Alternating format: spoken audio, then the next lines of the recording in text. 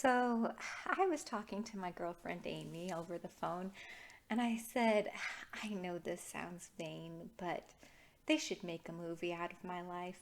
It would have so many cute guys in it. And she just laughed, and I was like, I'm serious. It would be called Dancing with Guys, and it would be about how the guys that I've just, come across in my life, danced with, brought me closer to Jesus Christ and his church. She goes, Really, Karen? And I was like, Hey, God had to get my attention somehow. And she was just like, Well, just make sure it's okay with Ryan. And I was like, Of course, of course. But I just chucked that up as a fun pipe dream.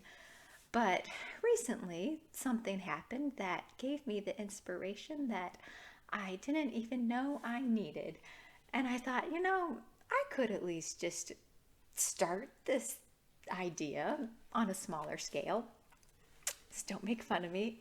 But I was like, what's the fastest way I can get the information across? Who has time to write a manuscript, right? But it's going to get confusing. So these guys are going to help us keep track of the characters. This is going to be me. And I'm just going to call him Guy 1 to protect his identity. Okay, this is Guy 1. This is Guy 1's younger brother. Okay. This is Guy 1's older sister. Oh my. Okay. And this is my mom.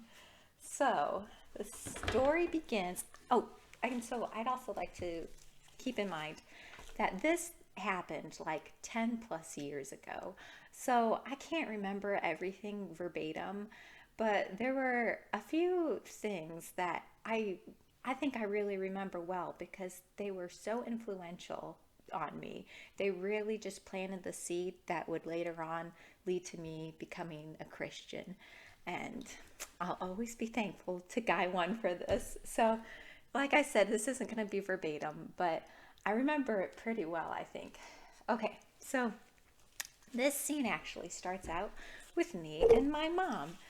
And so we were both in actually our last year of nursing school. It was pretty cool. I went to nursing school with my mom, and I was just about to turn 21. My birthday is always right before like Thanksgiving break.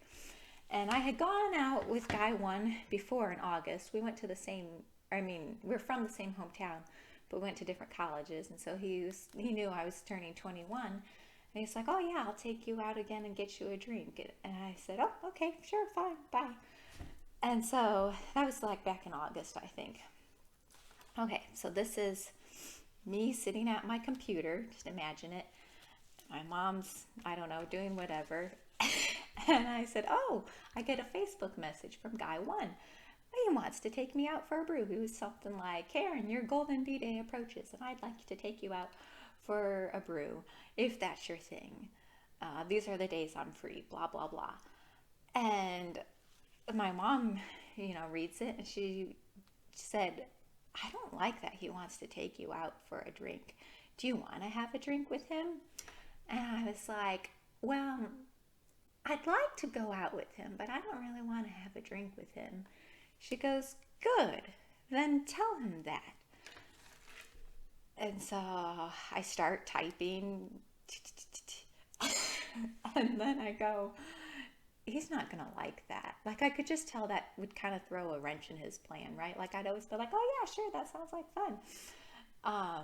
But I typed something back like, actually, a brew is not my sort of thing.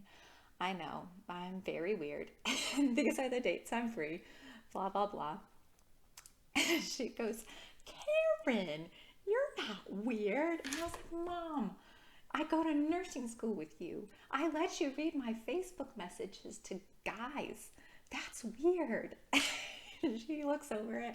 She's just like, well, it sounds good, but you're not weird. So I go ahead and send it. And I didn't hear back from him for a while.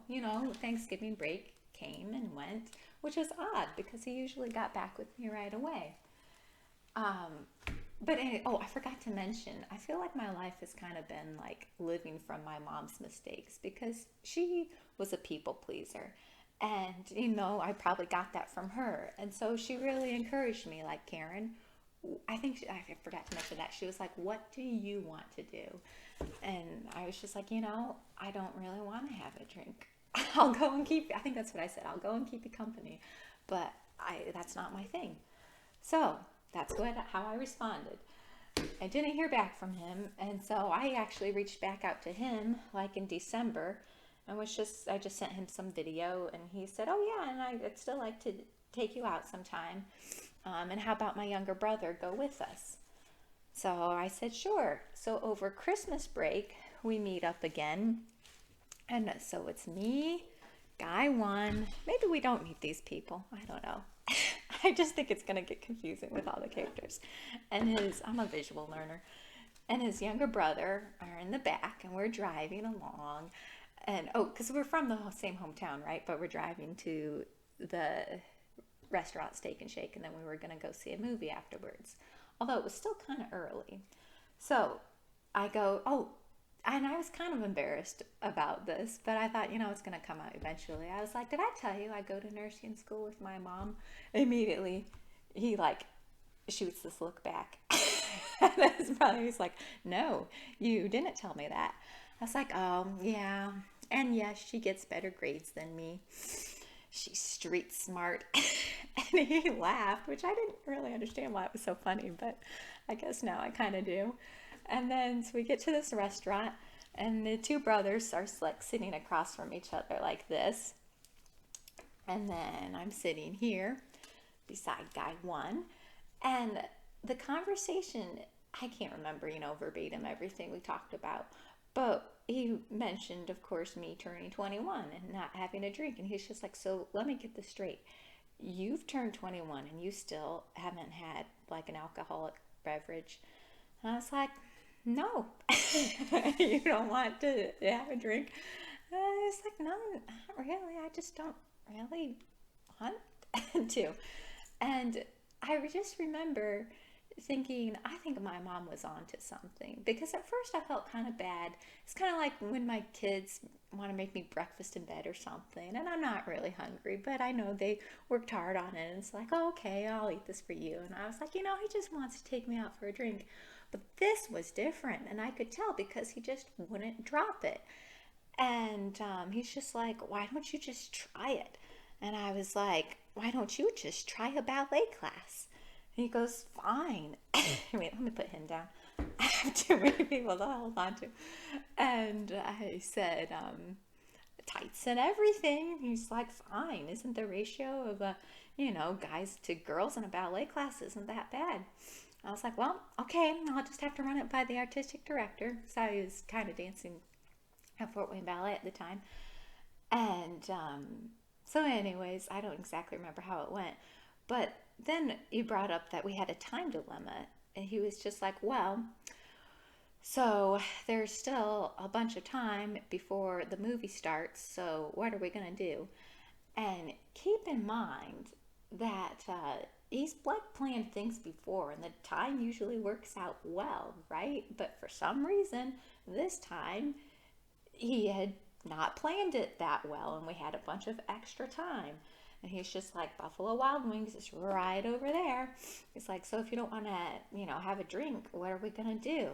And I go, And all of a sudden, maybe it was my guardian angel, someone comes by and said, you remember you liked driving the stick shift? And I go, oh, I know. I could practice driving the stick shift again. And all of a sudden, his younger brother just kind of starts laughing. He's like, what? I was like, yeah, we could just find an old parking lot somewhere and I can practice driving the stick shift. And eventually, reluctantly, he agreed. And so we leave the Steak and Shake, exiting, and we go back into his car, same formation. He's brothers in the back. Oh, forgot to mention, both guy one and guy two, they have he's not exactly a wingman, just some observer with a very clear sense of reality. And they're just observing the whole thing going to guy one. and they're just kind of laughing through it all. Anyways, just something I've noticed. So we find a parking lot and we switch spots so that I can practice driving the stick shift. And his brother was just like, oh, you've taught her how to do this before? And starts laughing again. So anyways, we're driving the stick shift and he gets a little car sick. And yeah, I did well until he stopped telling me what to do. And then we switch drivers again, drive to the movie, see the movie, and then he takes me home.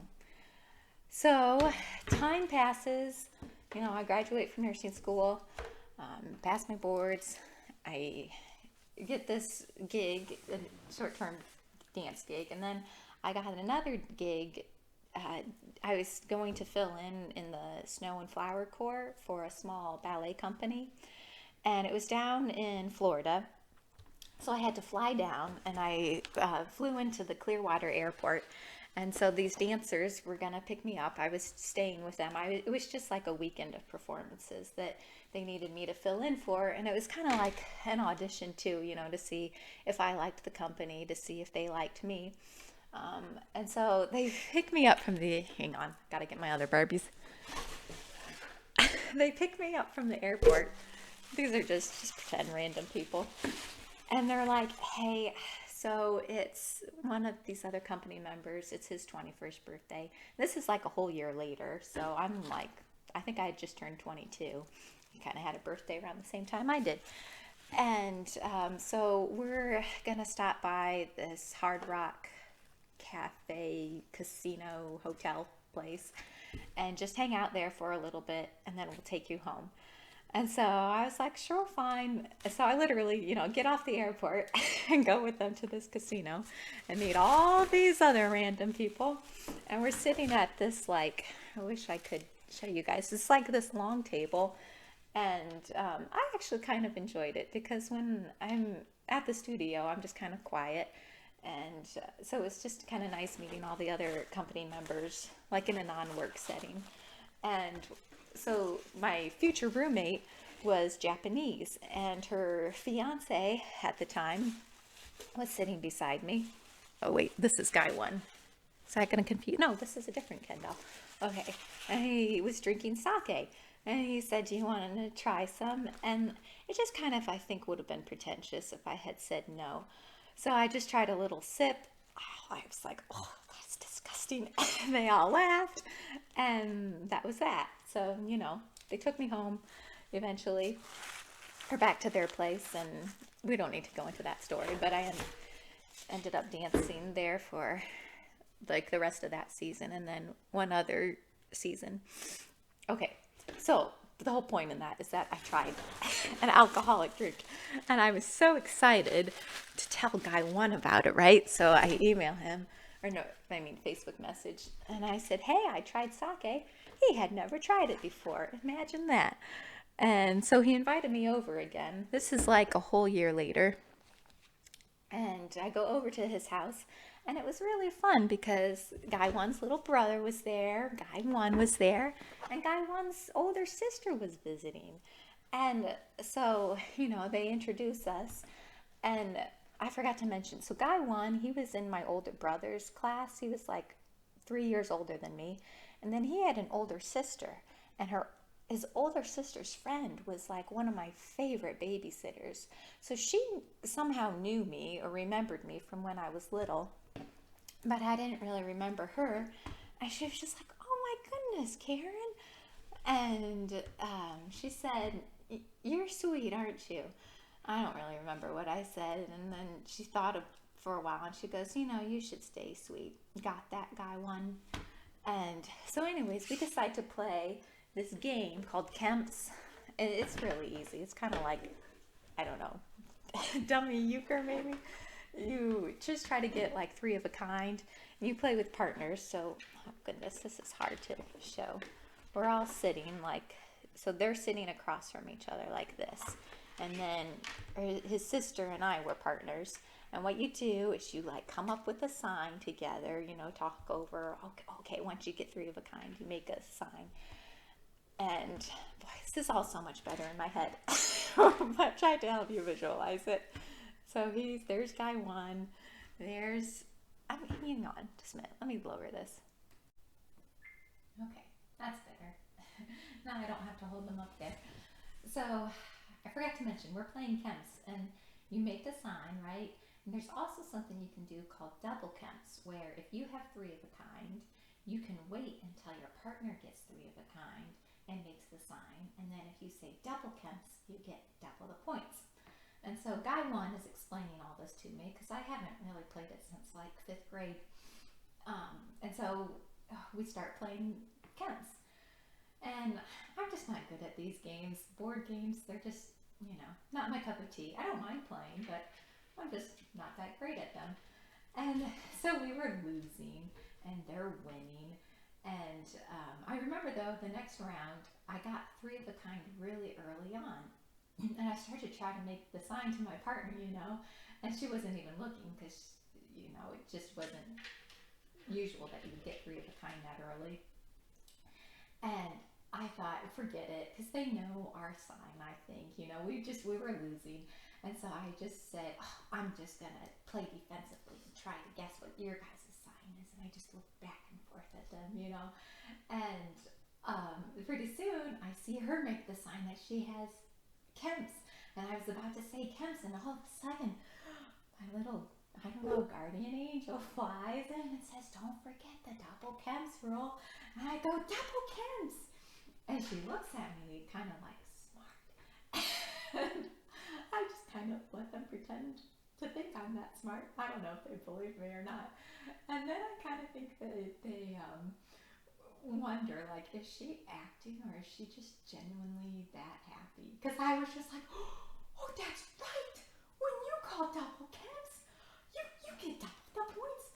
Oh, and that means we're tied now. I was pride incarnate, so I don't win that much, right? And so then, since they're, it's tied, so they start playing dirty. And I look over at guy one, and he's showing guy two, he's showing his brother. He like flipped his cards around, and I was like, oh, you're cheating. And he was like, no, I'm not cheating. That's our sign. And I was like, your sign, my derriere. You cheated, and by default, we win. Look at his sister. And one other thing that he mentioned while we were playing, I remember, he was a film major. And so his sister was like, so when am I going to get a role in your movies? And I was like, oh, I want a role. I did not know that kind of has like a implied meaning, or else I would not have said it. And I always wondered, because he would always like ask me, and why do I owe you a movie role? And I was like, because I caught you cheating in Kemps, that's why. So anyways, just another thing that happened. But this is my favorite part. So I was like, so, I tried sake. Would you like to try ballet? And then all of a sudden it was like, oh, like this alarm went off in my conscience. And I suddenly remembered that time when we were back at Steak and Shake, sitting together, and he was kind of like pressuring me to get a drink, and I did not like it. And so I didn't want this to be like I tried this, now you have to try this sort of thing. And so I just automatically just kind of changed my demeanor, and I was just like, if you want, only if you want to, no pressure at all. If you're not comfortable, we don't have to do this. I wanted this to be all his choice. I was like, it's totally your choice. And his older sister just goes, and he's just like, we can do ballet, that's fine. And I'm like, oh, wonderful. So we get up from the table. I was like, we better go to the living room where we'll have more space. And I don't remember how I started. I think I probably, I can raise this back up again. Hang on. Okay, so now we're in the living room, and I can't exactly remember how I started it out. I think I would have maybe said the whole docent speech that we used to give at the Fort Wayne Ballet when we would do school performances. They would come in ahead of time, and I would do the bar presentation. And so I can't remember for sure, but I'm assuming that's how I started it. And what I do is I say, okay, how many of you guys have seen a ballet before? They all like look at each other. I was like, how many of you seen the Nutcracker? I don't really remember this. And I said, well, ballet originated way back in 1661 by a man named King Louis XIV. But King Louis XIV was so busy running his kingdom of France, making sure it's all going smoothly, that he hired a man named Jean-Baptiste Louis to come and teach at his ballet school. And Jean-Baptiste Louis, I never say his name right, Louis, developed the 5 basic ballet positions. And those are, and Barbie can't do them very well, first position, second position, and I was just amazed. I didn't even have to like ask them. Like they just started doing it. So both Guy 1 and his younger brother start doing these ballet positions. And his sister just watching me, and she was just like, I'm recording this. So I don't know if she still happens to have the video. I would love to see it. This was 10 plus years ago, but I don't know if she still has it, but I think it'd be kind of fun to watch. And so we just start doing ballet, and I love to teach, and so I'm having fun. I'm having a great time actually just teaching them. But I do remember one part. So they were actually not bad. They're making all their, oh, I should have had arranged them, their dance positions. And Guy 1, he had a very nice releve, I remember. And so I couldn't understand why. I was like, okay, now point your feet. Nothing happened. And so I was like, okay, all right, sit down, sit down. And so I sit down next to Guy 1. Oh, shoot, I have to lower it again. Well, I'll just hold them up like this. Okay. And I was like, okay, now point your feet like this. And I like point my feet. And he tries. And I'm like, no, point your feet. And he's just like, I am. That's as far as they go. And it kind of brought me back to that time at Steak and Shake when we were like, side by side again. And he's just like, you can't just try it. And I was just like, you can't just point your feet. It kind of annoyed me. I get it now why dance teachers always like point your feet, because he was really good. He was making good forms, but his feet, they were just, it bothered me. And he's like, no, that's as far as they go. I'm like, all right, that's as far as you go. And his sister's just recording this whole thing. And so anyways, I keep teaching them dance moves until, I don't know, I guess they decided that was enough. And then I remember, so she's done recording, and she goes, I think the girls won this time.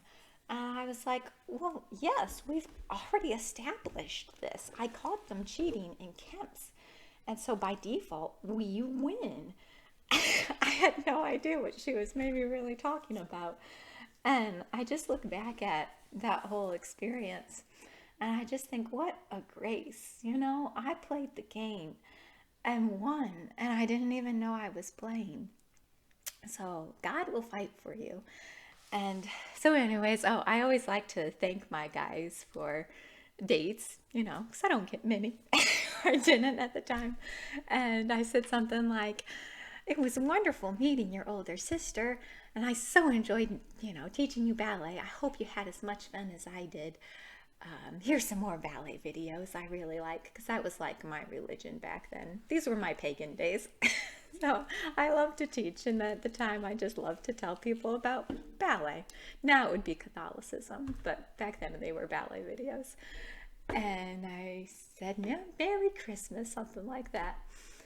And so anyways, there are other dates, but that particular one I really remember well, because like I said earlier, it really led me to Christianity and then to the Catholic Church.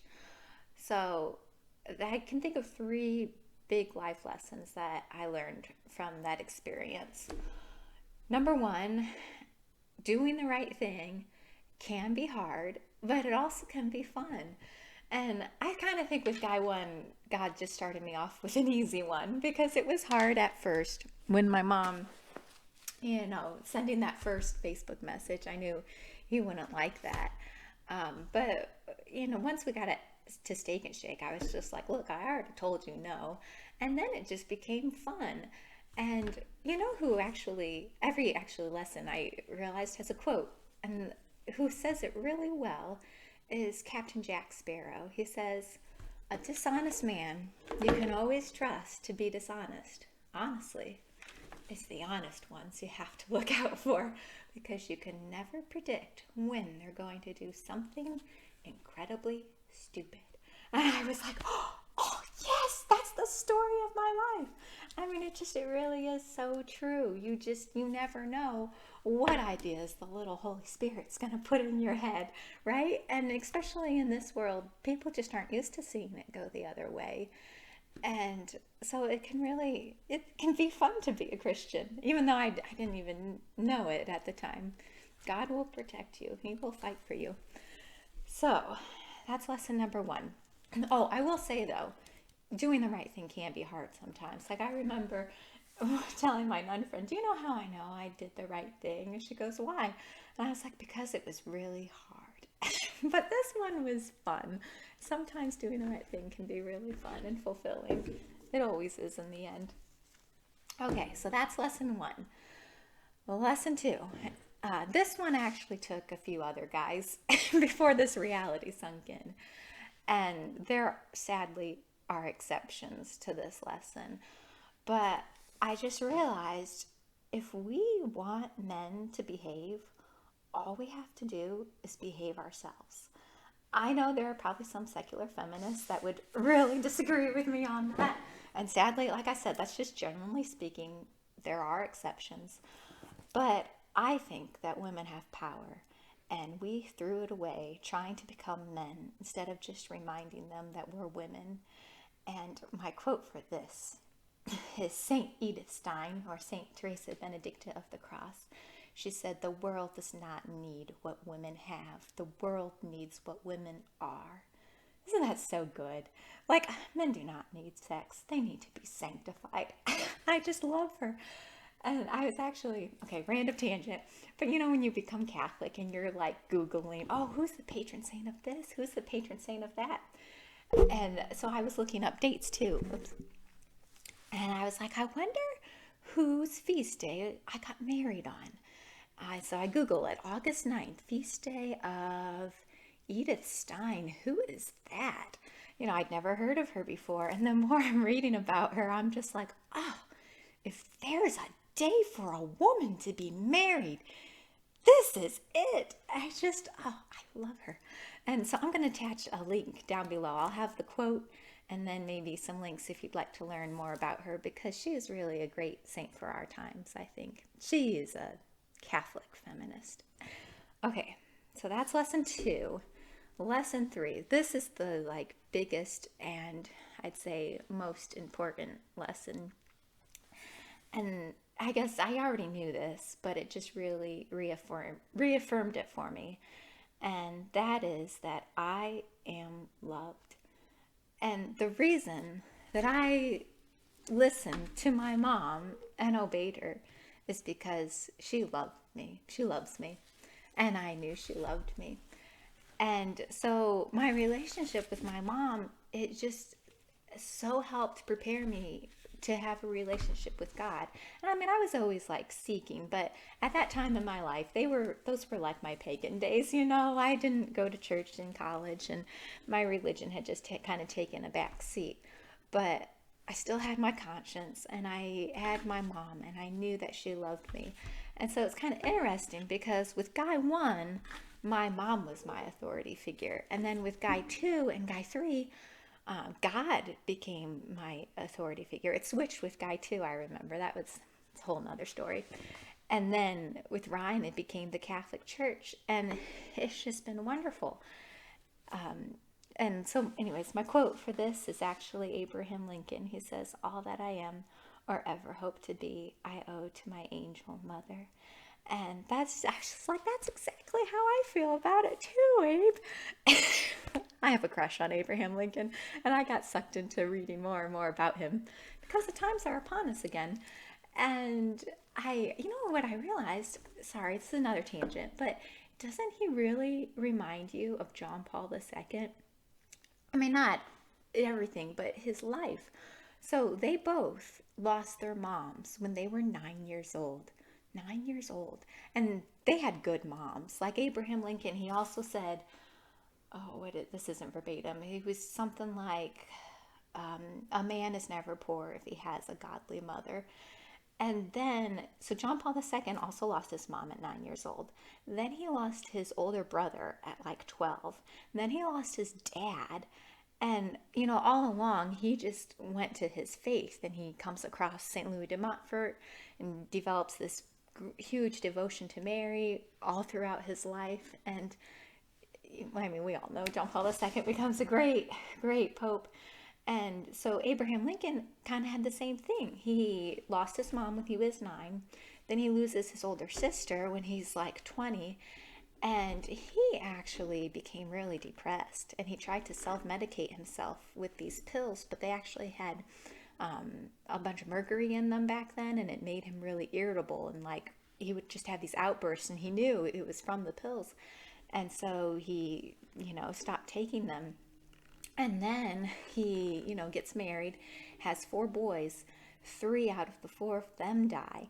And his wife kind of went insane. It's kind of sad, but he turned to religion too then. And so I was just thinking about that, all the losses that these 2 men, these 2 leaders faced. I think it made them fearless, because they Abraham finally turned to religion, and then he writes the Emancipation Proclamation, and it's just they're both just great, amazing, fearless leaders. I just think very highly of both of them. So anyways, it was something I realized looking into Abraham Lincoln. I was like, you remind me a lot of John Paul II. Okay, so what was I saying? Okay, oh yes, so my relationship with my mom, just like Abraham Lincoln, it helped me understand God and his love for me. And, I know a lot of people don't have a mom like I do. And I think, even more reason to be Catholic, because as Pope Francis says, the church is a mother. I love that line. I was like, yes, I'm home. Because I'm a mommy's girl, right? And I used to always think like, and I think people even wondered, what's Karen going to do without her mom, right? And of course, it is really going to be devastating if she, goes before me. But you know what? Now I have the Mother Church, and she's not going anywhere. And another cool thing is that the church is infallible. I mean, the church is not perfect, right? We all know that. But her teachings, because my mom, I could do another whole video on this. Usually mothers do know best. But there have been, I can think of 3 times where I just flat out disagreed with her. And she actually changed her mind. But that's another story. But so your mom can occasionally be wrong, but the church's teachings are infallible. And so it's such a gift, my Mother Church, and she's not going anywhere. So those are my 3 lessons. Hang on, let me just get a drink real quick. So I was thinking about my mom and thinking about Guy 1 again. And I just thought, I wonder how other women responded when he offered them a drink. I wonder what else they did with him. I wonder why he's pro-choice. I know I didn't mention that earlier, but that's actually what inspired me to make this video. Is he just, after like 10 plus years, wrote this pro-choice comment on my wall. And I decided to do a Facebook fast, and because I really wanted to try to do God's will. And I was feeling a lot like Abraham Lincoln again, actually, when he says, I do not boast that God is on my side. I humbly pray that I am on God's side. I know what is right, but how do you want me to share the truth with others? And then I was stumbling across this video. God always just seems to put just what I need to see in my path, and I'll attach it. It was just really inspiring. It's a beautiful story about a Catholic priest and how he, came to that calling. And I was like, okay, I just think I need to tell my story. So that's what I did. And speaking of stories, and speaking of moms, so let's just fast forward a lot in our story. We'll skip some guys. I married this really, really nice, amazing guy. I'm a little biased. And we have our first son together, Joseph. He's actually 5 right now, but he was 2 in this picture. He just turned 2. And in all 50 states, it is illegal to kill him. And then in 2019, we surprise home birth have David, and he's now just turned 3. But even in this picture, it is illegal in all 50 states to kill him. And then in 2000, her due date was in 2021, but I had her in November 2020. This is my daughter, Gianna. And she was 19 weeks at the time.